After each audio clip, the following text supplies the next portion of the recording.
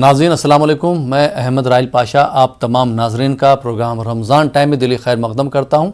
رمضان time ایک ایسا programme ہے جس میں آپ رمضان سے متعلق کوئی بھی سوال کر سکتے ہیں۔ آج آپ کے سوالوں کے جوابات دینے کے لیے اور ہم سے گفتگو کرنے کے لیے ہمارے ساتھ حیدرآباد سے جڑ رہے ہیں مفتی سید عارف محی الدین صاحب، اور ہمارے دوسرے مہمان ہیں جناب سلیم امروہی صاحب جو امروہہ سے جڑیں گے، جو آپ کو حمد اور نعت کا نذرانہ پیش کریں گے۔ آپ دونوں حضرات کا بہت بہت خیر مقدم ہے ہمارے ساتھ جڑنے کے لیے۔ اور سلیم امروہی صاحب، میں آپ سے درخواست کروں گا کہ پروگرام کے شروع میں، پروگرام کے آغاز میں آپ ایک حمد ہمارے ناظرین کے لیے پیش کریں۔ جی سلیم امروہی صاحب۔ جی میں چند اشعار پیش کر رہا ہوں، جی سماعت فرمائیں۔ ارشاد۔ ذکر احمد میں گر ہو بسر زندگی، ذکر احمد میں گر ہو بسر زندگی، ذکر احمد میں گر ہو بسر زندگی، خود بنا لے گی جنت میں گھر زندگی، خود بنا لے گی جنت میں گھر زندگی، راہ حق پر جو رکھے نظر زندگی، راہ حق پر جو رکھے نظر زندگی، راہ حق پر جو رکھے نظر زندگی، کیوں نہ ہو جائے پھر بے خطر زندگی، کیوں نہ ہو جائے پھر بے خطر زندگی، اور جس میں آل محمد سے الفت نہ ہو، جس میں آل محمد سے الفت نہ ہو، کیا کرے گا وہ پا کر بشر زندگی، کیا کرے گا وہ پا کر بشر زندگی، اور گردرے مصطفیٰ پر رہے آدمی، گردرے مصطفیٰ پر رہے آدمی، گردرے مصطفیٰ پر رہے آدمی، لے کے جائے نہ پھر در بدر زندگی، کیا بات، بہت خوب سلیم صاحب۔ لے کے جائے نہ پھر در بدر زندگی، اور مجھ کو آقا مدینے بلاتے رہیں، مجھ کو آقا مدینے بلاتے رہیں، مجھ کو آقا مدینے بلاتے رہیں، یوں ہی کرتی رہے یہ سفر زندگی، کیا پیارا شعر ہے، بہت خوب۔ یوں ہی کرتی رہے یہ سفر زندگی، ذکر احمد میں گر ہو بسر زندگی، خود بنا لے گی جنت میں گھر زندگی۔ بہت خوب، بہت بہت شکریہ سلیم امروہی صاحب یہ خوبصورت کلام پیش کرنے کے لیے، اور مفتی سید عارف محی الدین صاحب آپ کا بہت بہت خیر مقدم ہے ہمارے ساتھ جڑنے کے لیے۔ اور سب سے پہلے میں آپ سے یہ سوال کرنا چاہوں گا کہ جو لوگ روزے نہیں رکھ پا رہے ہیں اور نہیں رکھ پائے ہیں کسی بیماری کی وجہ سے، کسی عذر کی وجہ سے، ان کے لیے شریعت میں کیا حکم ہے؟ وہ روزے کب تک پورے کر سکتے ہیں؟ اور جو روزے نہیں رکھ پائے ہیں ان کو کتنا فدیہ دینا پڑ سکتا ہے، وہ بھی آپ ہمارے ناظرین کو بتا دیں۔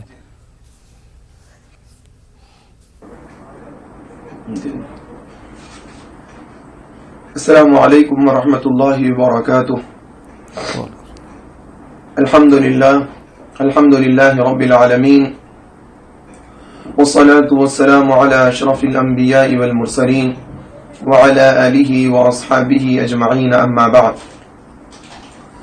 محترم ناظرین کرام،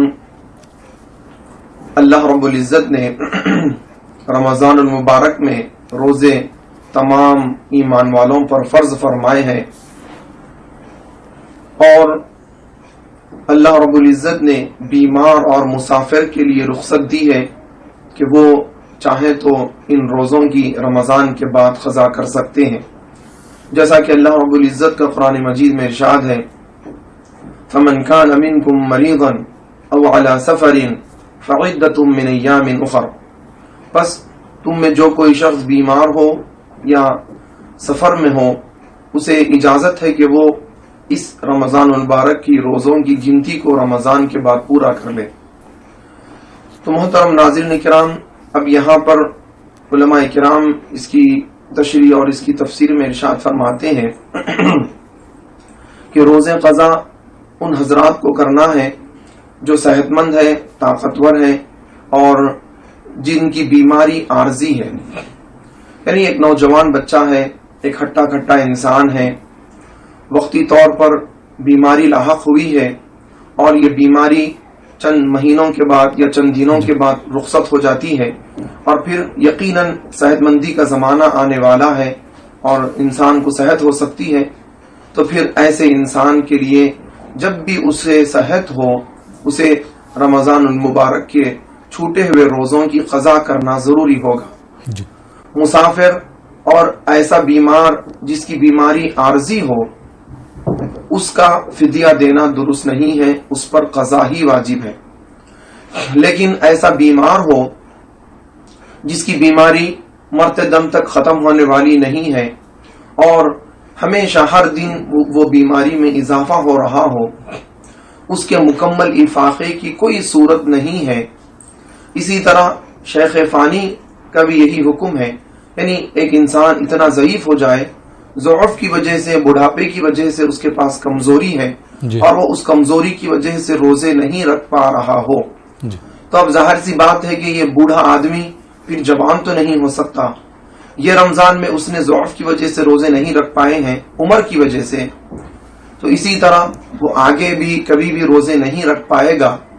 تو ایسی صورت میں ایسا بیمار جس کے پھر صحت مند ہونے کی کوئی توقع نہ ہو، کوئی امکان نہ ہو، ایسا بوڑھا شخص جس کے طاقتور اور تندرست ہونے کے پھر کوئی امکانات نہ ہو، تو ایسے اشخاص کو چاہیے کہ وہ ہر روزے کے بدلے ایک صدقہ فطر کی مقدار دیں، یہ ان کا فدیہ ہوگا، اور اللہ رب العزت کی ذات سے امید ہے کہ اللہ رب العزت ضرور ان کے اس ہر روزے کے بدلے ایک فدیے کو اللہ رب العزت قبول منظور فرما کر رمضان المبارک کے روزوں کا اجر و ثواب انہیں عطا فرمائیں گے انشاءاللہ العزیز۔ انشاءاللہ۔ دوسرا جو سوال ہے جو ہمارے راحل بھائی نے پوچھا ہے وہ یہ ہے کہ آیا اگر کسی نے رمضان المبارک میں روزے نہیں رکھے ہوں تو کیا ان پر صدقہ فطر واجب ہوتا ہے یا نہیں؟ تو دیکھیے محترم ناظرین کرام، صدقہ فطر ایک الگ عبادت ہے، رمضان کے روزے ایک الگ عبادت ہے۔ ٹھیک اسی طرح کہ جس نے فجر کی نماز نہ پڑھی ہو تو کیا اسے ظہر کی نماز پڑھنے کی اجازت نہیں ہے؟ ضرور اسے ظہر کی نماز پڑھنی ہوگی اور اس نماز کی قضا کرنا ہوگا۔ تو اسی طرح اگر کسی نے کسی عذر کی وجہ سے رمضان المبارک کے روزے نہ رکھ پائے ہوں تو یہ رمضان کے روزے نہ رکھنا یہ الگ وجہ ہے۔ اگر اس کی بیماری عارضی ہوگی تو وہ رمضان کے بعد ان کی قضا کرنا اس پر واجب ہوگا. اگر جس نے رمضان المبارک کے روزے چھوڑے ہیں اگر وہ شیخ فانی کے حکم میں ہے تو پھر وہ ہر روزے کا فدیہ دے گا. خواہ روزوں کا فدیہ دو یا روزوں کا فدیہ نہ دو یا ان کی رمضان کے بعد آپ قضا کرنے والے ہوں، ہر حالت میں یعنی روزہ رہنے والا روزہ نہ رکھنے والا ہر دو پر صدقہ فطر واجب ہے. اور صدقہ فطر یہ عید الفطر کے دن صبح صادق طلوع ہوتے ہی تمام مسلمانوں پر جو عاقل و بالغ ہیں، مسلمان ہیں، آزاد ہیں، ان تمام پر، ان کے بالغ افراد پر، ان کے سرپرستوں پر، ان کے نابالغ اولاد کی طرف سے بھی صدقہ فطر واجب ہو جاتا ہے. یعنی ماں باپ صاحب استطاعت ہیں تو ان پر بھی اور ان کے نابالغ بچوں پر بھی، گھر میں جو معصوم بچے ہیں، مجنون دیوانے بچے ہیں، ان پر بھی صدقہ فطر واجب ہو جاتا ہے. تو سرپرستوں کو چاہیے کہ وہ اپنی طرف سے اور اپنے نابالغ اولاد کی طرف سے، سب کی طرف سے صدقہ فطر ادا کریں. صدقہ فطر کی بڑی اہمیت ہے. علماء کرام ارشاد فرماتے ہیں اللہ رب العزت نے صدقہ فطر کو اس لیے رکھا، اس کے کئی ایک اغراض و مقاصد ہے. اس میں سے ایک غرض یہ بھی ہے کہ رمضان المبارک کے روزوں میں جو کچھ ہم سے کوتاہیاں ہوئی ہیں، جو کچھ ہم سے روزے کی حالت میں جو کچھ ہم سے بے احتیاطیاں ہوئی ہیں، یعنی روزے کی حالت میں انسان کو برا بلا کہنا نہیں چاہیے تھا لیکن اس نے کہہ ڈالا. کسی کا دل نہیں توڑنا چاہیے تھا لیکن اس نے کسی کا دل توڑ ڈالا. اسی طرح بہت ساری مکروہ چیزیں ہیں جن کی بڑی فہرست ہے. بسا اوقات انسان بہت کوشش کے باوجود بھی ان چیزوں کو یعنی ان سے بچنے کی کوشش کے باوجود بھی انہیں سہون اختیار کر لیتا ہے. تو ان تمام چیزوں کا کفارہ ہو جانے کے لیے صدقہ فطر دیا جاتا ہے تاکہ روزے میں جو کچھ ہم سے، اس روزے کی عبادت میں جو کچھ کوتاہیاں ہم سے ہوئی ہیں، ان کوتاہیوں کو اللہ رب العزت اس صدقہ فطر کے عوض اللہ رب العزت معاف کر دے. کیونکہ اللہ رب العزت قرآن مجید میں ارشاد فرماتے ہیں ان الحسنات یذہبن السیئات، نیکیاں گناہوں کو مٹا دیتی ہیں. تو صدقہ فطر ایک ایسی عظیم الشان نیکی ہے کہ یہ نیکی روزوں میں جو کچھ ہم سے سہو اور لغزش ہوئی ہے اس کو اللہ رب العزت اس صدقہ فطر کے ثواب کے بدلے مٹا دیتے ہیں، معاف فرما دیتے ہیں ان لغزشوں کو. تو انشاءاللہ العزیز ان قریب رمضان المبارک کا مہینہ ختم ہونے والا ہے. اللہ رب العزت سے دعا ہے کہ اللہ رب العزت رمضان المبارک کا مہینہ اس حال میں ہم سے جدا کریں کہ اللہ رب العزت ہم سے راضی ہو جائے. آمین. جی بہت بہت شکریہ مفتی سید عارف محی الدین صاحب. آئیے ناظرین پروگرام میں کالر کو شامل کرتے ہیں، دیکھتے ہیں ہمارے یہ کالر کہاں سے، ان کا کیا سوال ہے. جی السلام علیکم. وعلیکم السلام. جی محترم کہاں سے بات کر رہے ہیں؟ سری نگر ایئرپورٹ سے غلام حسن. جی بلال صاحب سوال پوچھیے. میں نے پرسوں بھی سوال کیا تھا مگر میرے کو اسی جواب نہیں ملا. سوال کیا تھا آپ کا؟ سوال یہ تھا میرا کہ آج لاک ڈاؤن کی وجہ سے ہم نماز گھر میں پڑھ رہے ہیں.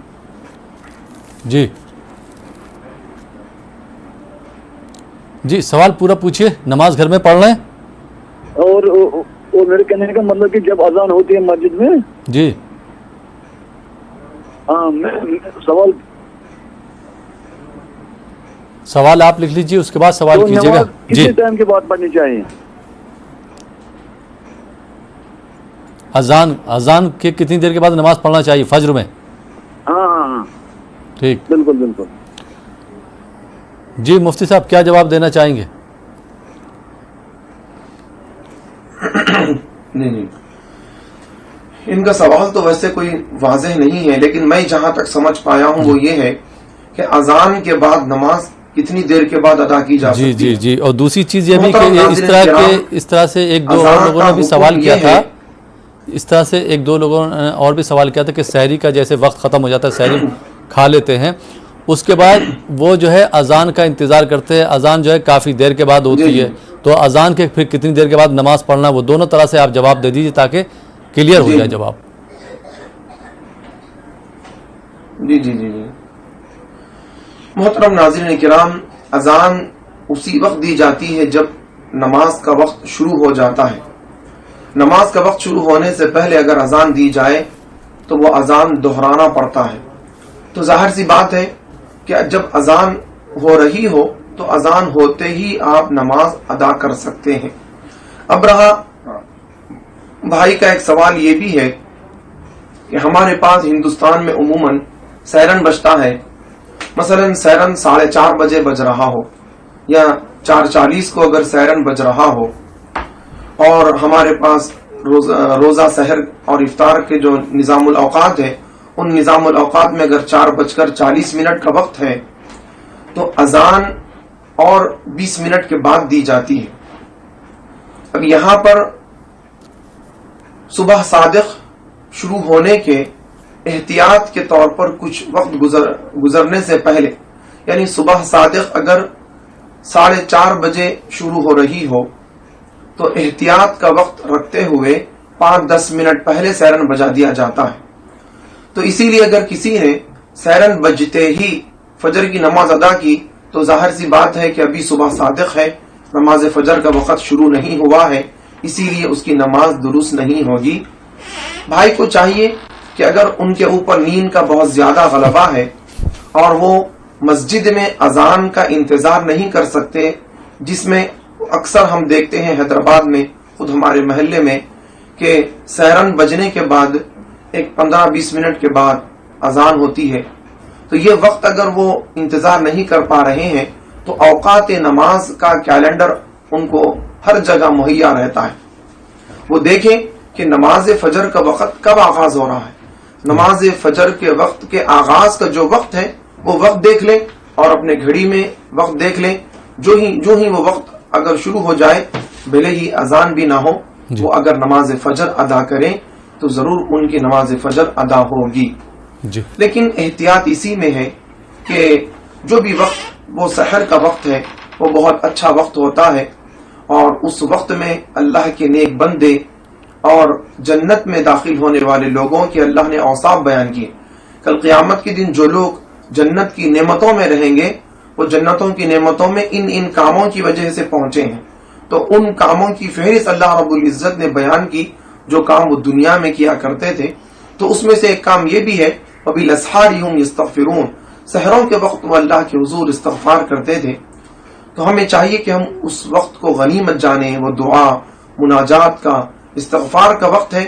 تو آپ نماز کے انتظار میں سحری سے فارغ ہوتے ہی توبہ اور استغفار میں لگ جائیں, استغفار کریں کثرت سے. جو جنتیوں کی اللہ رب العزت نے اوصاف بیان فرمائے ہیں, اللہ کے محبوب بندوں کے اوصاف بیان فرمائے ہیں, اس اوصاف سے اپنے کو متصف کریں, اور جو ہی نماز کا وقت ہو, اذان ہو جائے, اس وقت نماز ادا کریں. اسی میں زیادہ بھلائی اور اسی میں زیادہ احتیاط ہے. تو انشاءاللہ العزیز یہی عمل ہمارے لیے فائدہ مند ثابت ہوگا انشاءاللہ. بہت بہت شکریہ مفتی صاحب. ناظرین, آپ دیکھ رہے ہیں پروگرام رمضان ٹائم. فی الحال وقت ہو چلا ایک چھوٹے سے بریک کا. بریک کے بعد آپ کی خدمت میں پھر حاضر ہوں گے. آپ دیکھتے رہیے ہمارا یہ لائیو فون ان پروگرام رمضان ٹائم.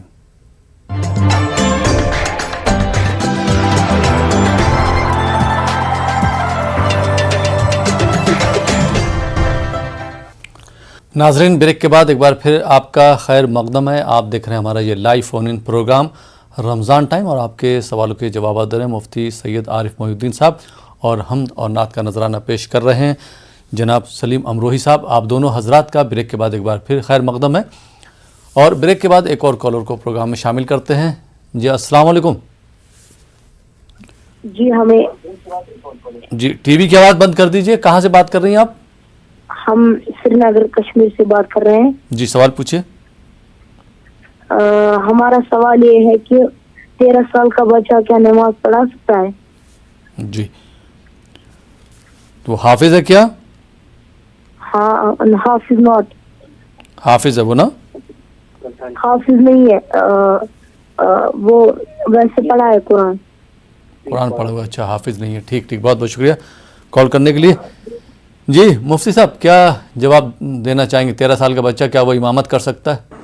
جی جی جی جی جی محترم ناظرین کرام, امامت کے لیے بلوغیت شرط ہے, بالغ ہونا ضروری ہے.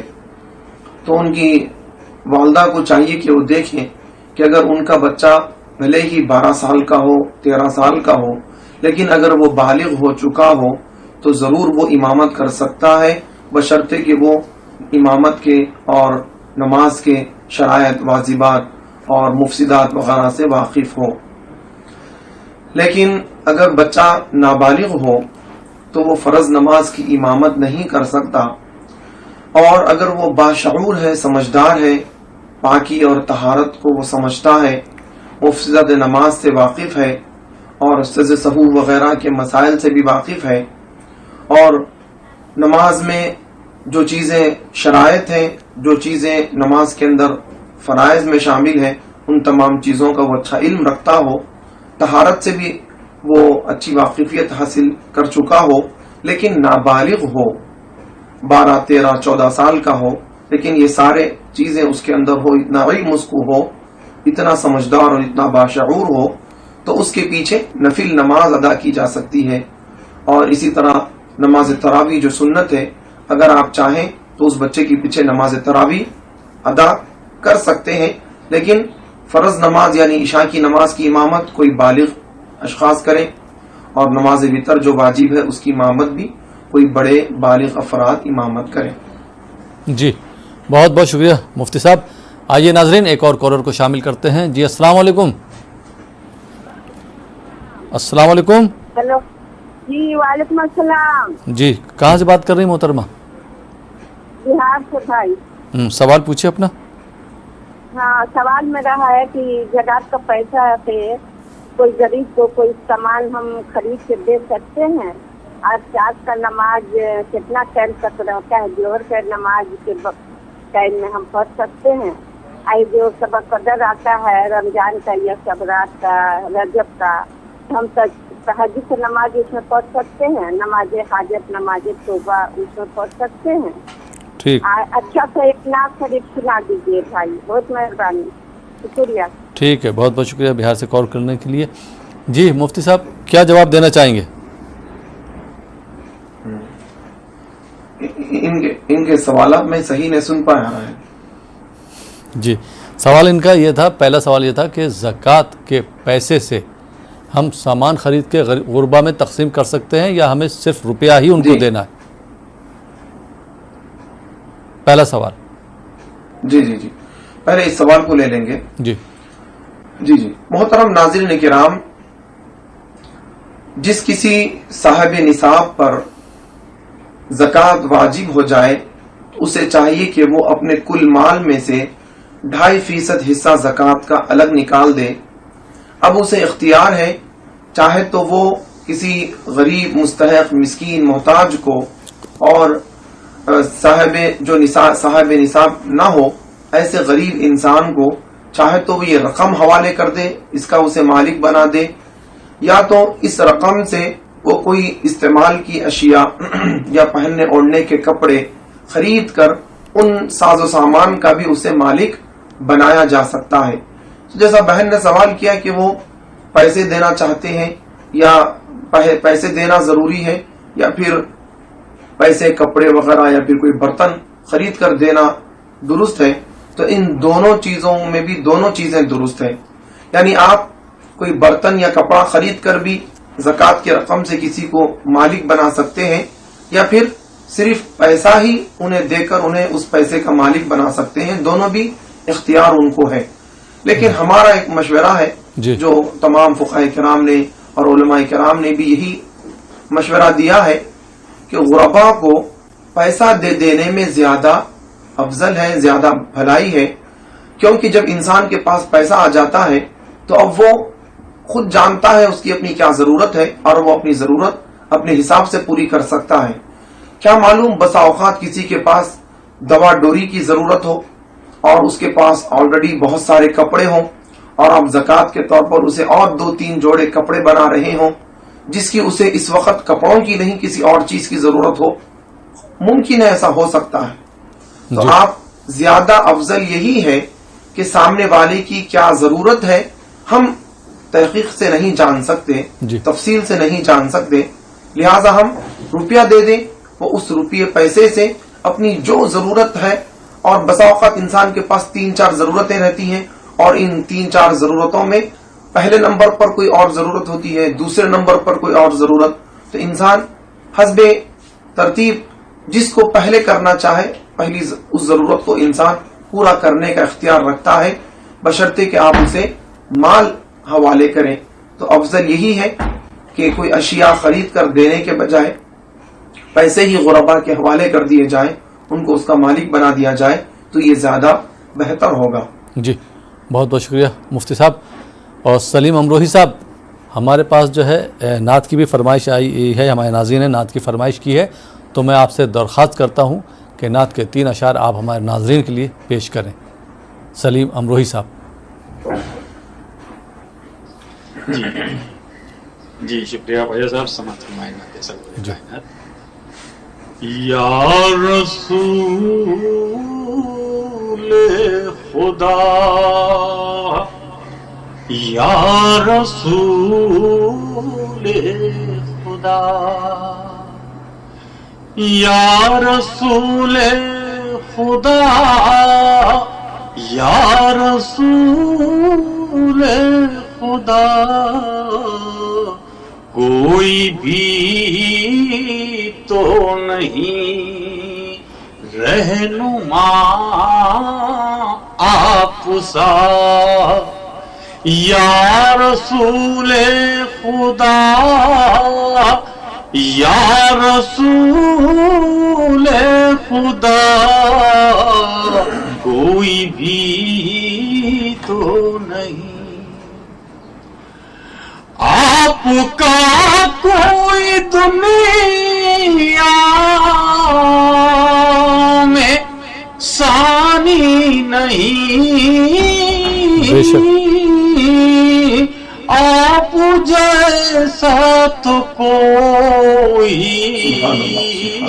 بھی دانی نہیں, آپ کو رب نے عالم کی رحمت کہا, یا رسول خدا, یا رسول خدا, کوئی بھی تو نہیں رہنما پسا. سارے عالم میں جب ظلم ہی ظلم تھا,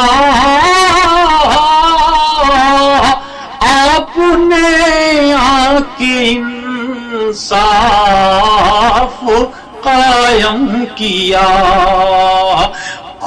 امن کا آپ نے, امن کا آپ نے ہی جلایا دیا, یا رسول خدا, یا رسول خدا, کوئی بھی تو نہیں رہنما آپ سا. عرش پر آپ کو ہی بلایا گیا, اور محبوب خالق کو بتایا گیا, کس قدر ہے بلند مرتبہ آپ کا, یا رسول خدا, یا رسول خدا, کوئی بھی تو نہیں رہنما آپ سا, یا رسول خدا, یا رسول خدا, کوئی بھی تو نہیں. کیا بات, بہت خوب, بہت بہت شکریہ سلیم امروہی صاحب اس خوبصورت کلام کے لیے. اور ناظرین, آپ دیکھ رہے ہیں پروگرام رمضان ٹائم. فی الحال یہاں پر وقت ہو چلا ایک چھوٹے سے بریک کا. بریک کے بعد آپ کی خدمت میں پھر حاضر ہوں گے. آپ دیکھتے رہیے ہمارے یہ لائیو فون ان پروگرام رمضان ٹائم.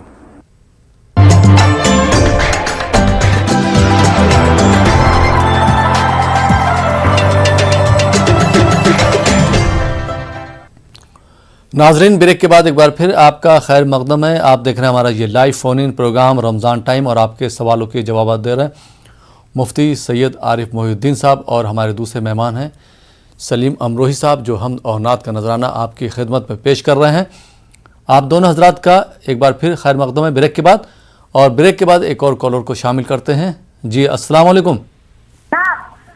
अस्सलाम वालेकुम। नसीम शहर मेरे सरकार को, जी ये नसीम है मेरे सरकार को।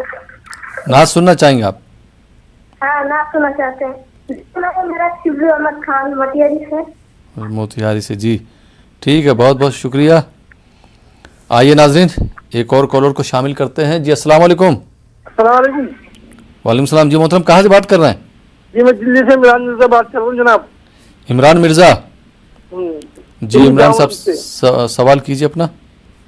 मेरे दो सवाल थे मुफ्ती साहब से। एक तो मुझे नाज की फरमाइश थी हजरत से, और एक दो सवाल मुफ्ती साहब से ये थे। एक तो मैं ज़कात अगर अपने सगे बहन भाई वो कितनी दे सकता हूँ? ज़कात सगे बहन भाई को दे सकते हैं, ये पूछना चाह रहा है?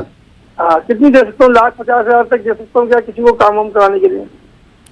तो वो ज़कात कहाँ हुई, वो तो अलग से पैसा हुआ, खैर पूछ लेंगे। और दूसरा सवाल क्या है?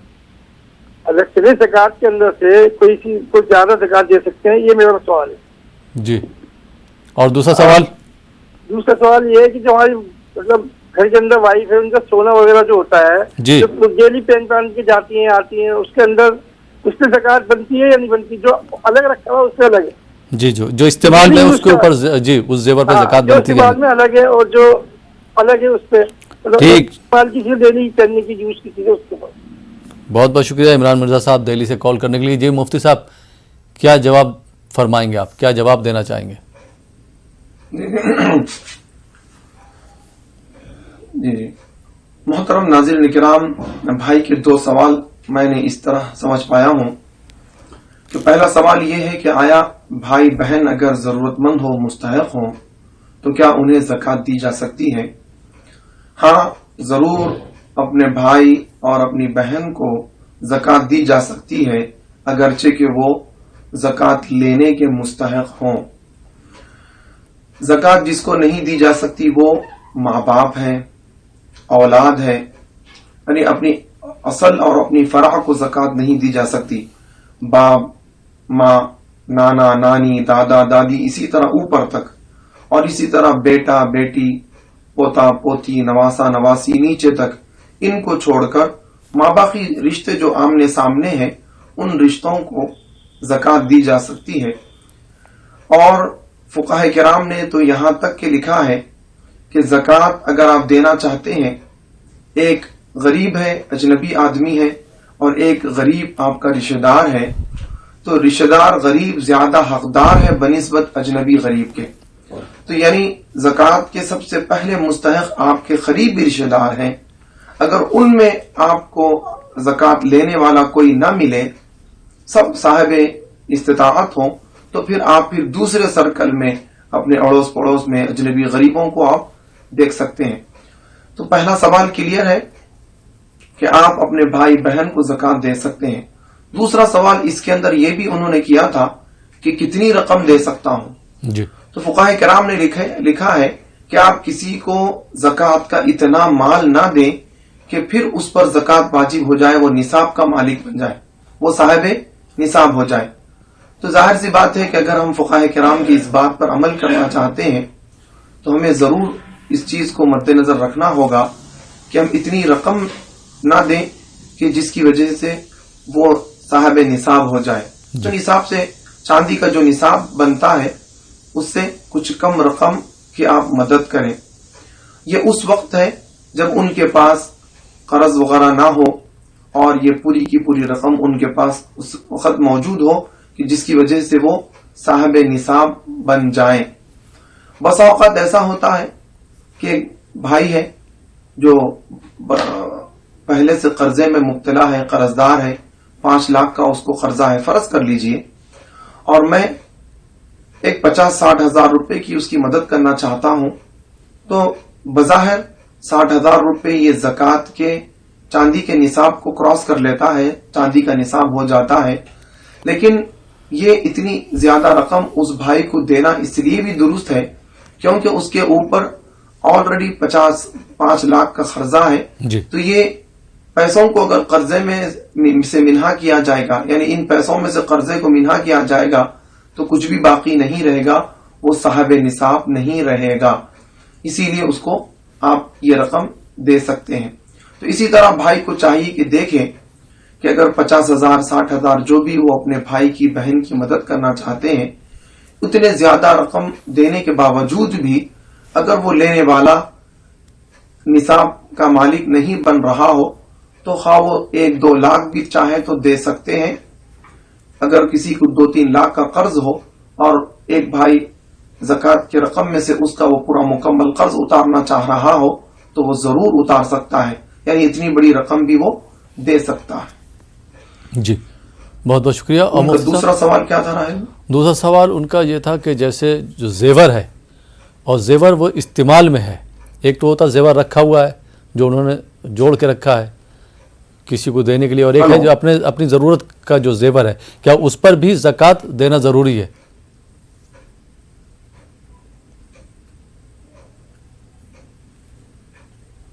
جی آواز نہیں آ رہی راہل بھائی. جی مفتی صاحب ان کا دوسرا سوال یہ تھا کہ جیسے ایک تو زیور انہوں نے جوڑ کے رکھا ہے اور ایک زیور جو وہ پہنتی ہیں، تو جیسے ہار ہے، بندے ہیں، کڑے ہیں، تو جو استعمال میں ہے زیور کیا اس پر بھی زکوٰۃ دینا ضروری ہے؟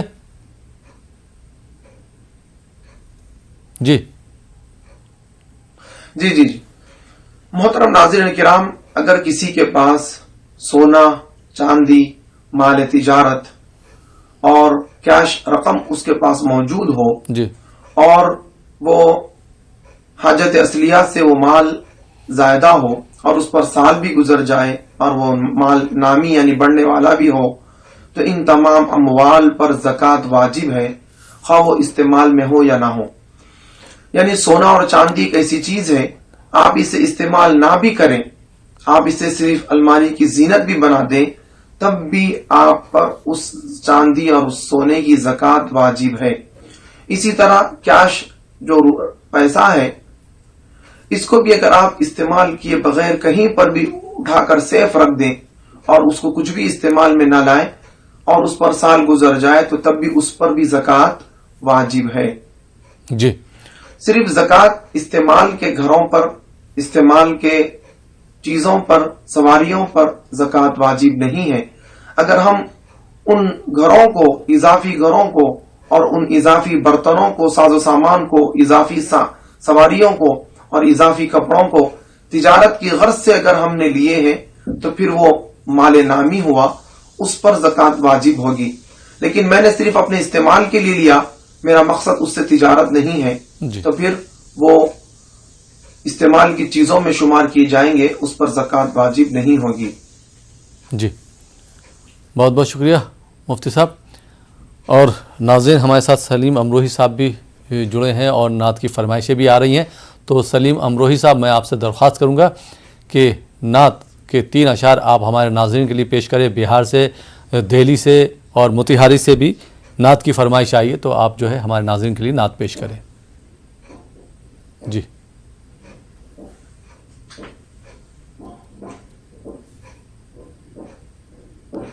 کرتا ہوں کہ آپ نے بہرحال نعت کے لیے حکم دیا ہے. نعت سرور کائنات سماعت فرمائیے. جی نبی نبی نبی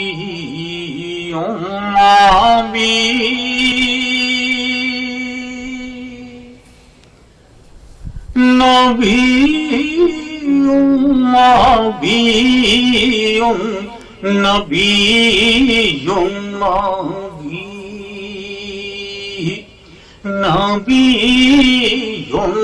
نبی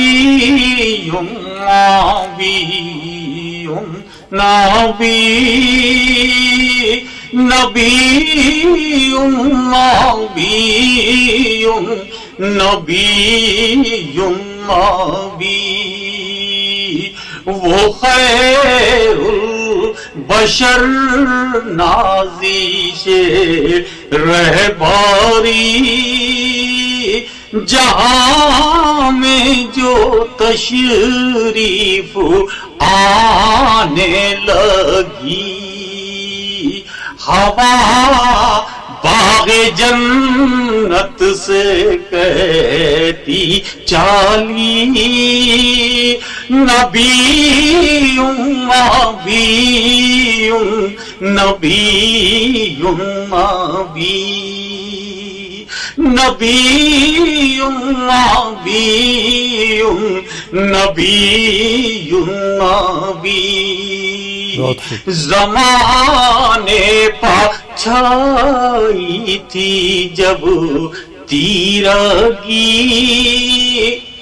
जिहालती हर सिमत फैली हुई, वो फैला गया इल्म की रोशनी, नबीयुं नबीयुं नबीयुं नबी, नबीयुं नबीयुं नबीयुं नबी, अगर सर पकूड़ा भी डाले कोई,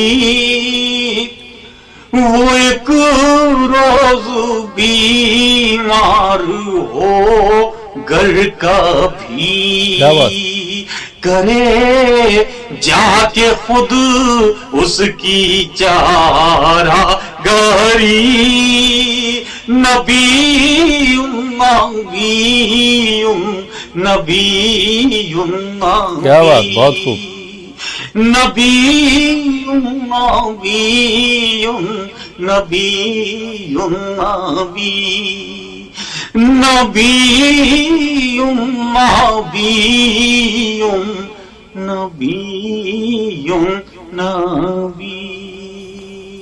बहुत खूब, बहुत बहुत शुक्रिया सलीम अमरोही साहब। नाजरीन, आप देख रहे हैं प्रोग्राम रमज़ान टाइम। फ़िलहाल वक्त हो चला यहाँ पर एक और छोटे से ब्रेक का। ब्रेक के बाद आपकी खिदमत में फिर हाजिर होंगे। आप देखते रहिए हमारा ये लाइव फ़ोन इन प्रोग्राम रमज़ान टाइम।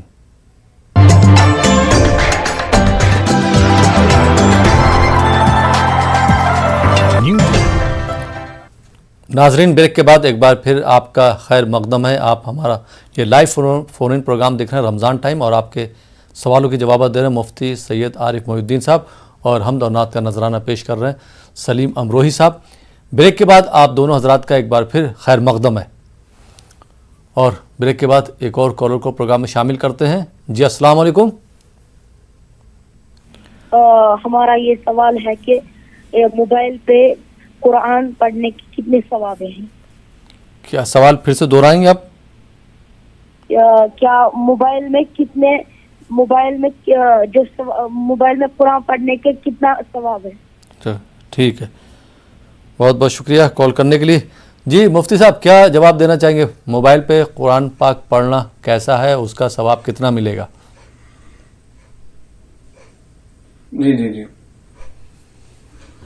मोहतरम नाज़रीन किराम, फोन के स्क्रीन पर जो कुरान का सफ़ा खुल जाता है और उसमें मुकम्मल कुरान का पेज यानी सफ़ा नज़र आता है, आयतें नज़र आती हैं, अल्फाज नज़र आते हैं।